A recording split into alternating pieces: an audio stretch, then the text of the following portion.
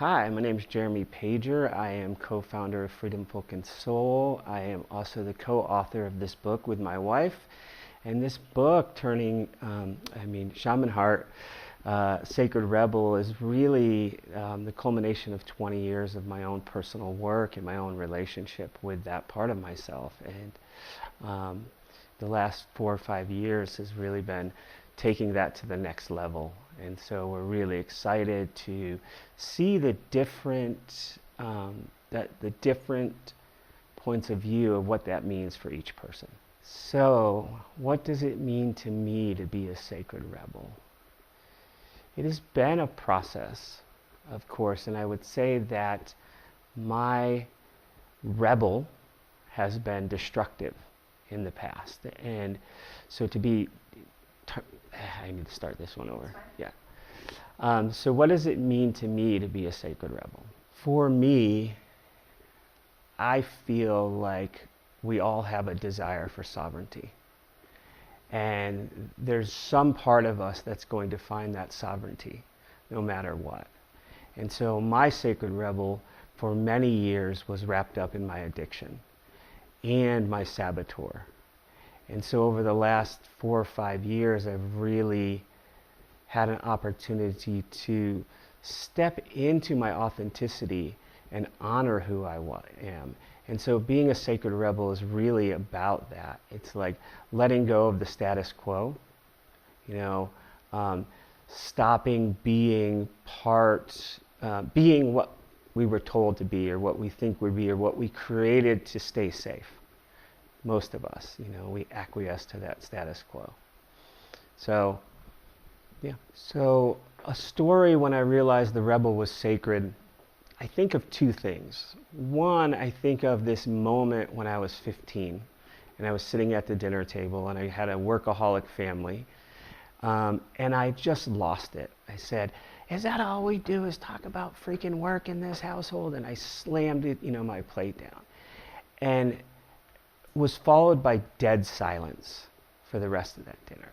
And I think that was a really defining moment for me because it was like that last, drive for sovereignty, drive for something other than being what I was supposed to be in that way. And then the second thing that I really was about 4 years ago. And I was on the phone with this organization that I had relapsed with drug and alcohol again, and they were asking me to do some certain things, criteria, which was completely reasonable, it was understandable, it was really I was grateful that they were even giving me a chance. And I knew in that moment that if I agreed to this contract, I would repeat my patterns again. And so I went on to do everything on that contract, but from my choice, my agreement to do it. And it really has transformed. It's why this book has come about as part of that story. And so I hope to write about that, actually. Yeah.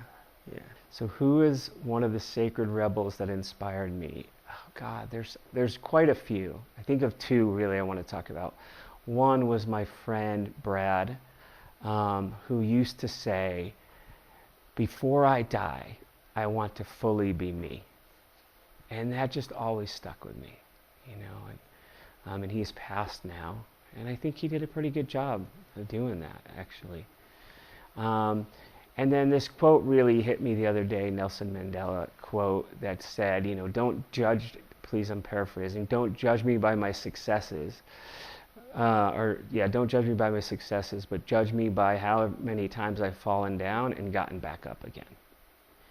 And, and that's my story, in a lot of ways. It was just continuing, doing the best I could, really trying to survive. And on a much deeper level than I ever imagined, even after 20 years of doing this work, that I was repeating this pattern of fawning, really becoming what everybody else wanted me to be or what I needed to be loved, to be, enough to be safe. So what's it like to work with my wife in Freedom, Folk, and Soul? of course it has its challenges working with your wife, and all of the things that come up in daily marriage can certainly show up in our work.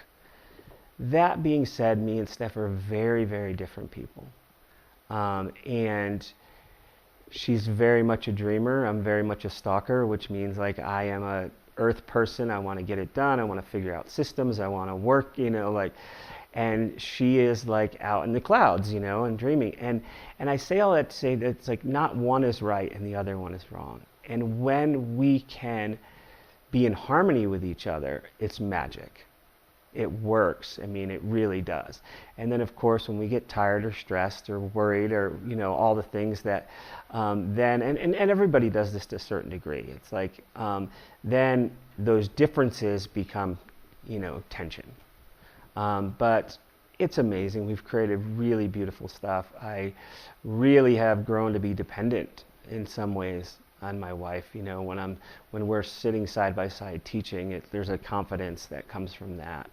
Like, I got your back, you got my back kind of thing. And so we love what we do. So if I was to pick one thing that I really want people to know about this work, or if they were a little afraid, it's been really important to us. I think one of the things that we do best is to create the safest container possible so that people can feel safe and that they can take their hearts out and lay them on the altar, is what we like to say. Like, be vulnerable. And most of us just need to be heard, at a fundamental level and seen maybe for the first time. And so what I'd really like to say is, like, I think we like to really create an intimate container, and we tend to do smaller groups because that is like the core of what we do at Freedom Focused Soul, is so people feel supported and held and walked with, and doesn't mean that we always have the wisest thing to say or the best teaching out there, but I think we do it really, really well, and people transform. It's amazing, and in some ways it is way beyond what we do individually.